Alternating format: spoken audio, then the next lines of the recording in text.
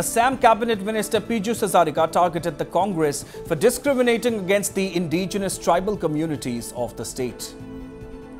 Congress hoise Janajati lokor birudhi. Janajatiyo lokok সুৰক্ষা দিবলৈ tribal belt and block গঠন কৰা হৈছিল।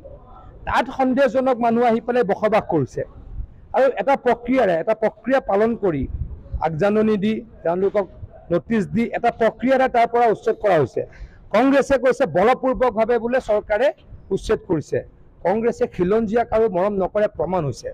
বাৰে বাৰে খিলঞ্জীয়াক ভূমিপুত্ৰক জনজাতীয় লোকক কংগ্ৰেছে কি কৰিছে বেয়া ব্যৱহাৰ কৰিছে, অসন্মান কৰিছে।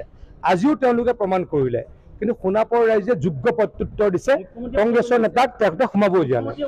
কিহৰ উচতনি? মুখ্যমন্ত্ৰী ডাঙৰীয়াই জনজাতীয় ব্যক্তিসকলক সুৰক্ষা দিব নালাগিব নেকি? আপোনালোকৰ মতে লাগিব নালাগিব? মই আপোনালোকক সুধিছোঁ, মুখ্যমন্ত্ৰী ডাঙৰীয়াই জনজাতীয় ব্যক্তিক সুৰক্ষা দিব লাগিব নালাগিব?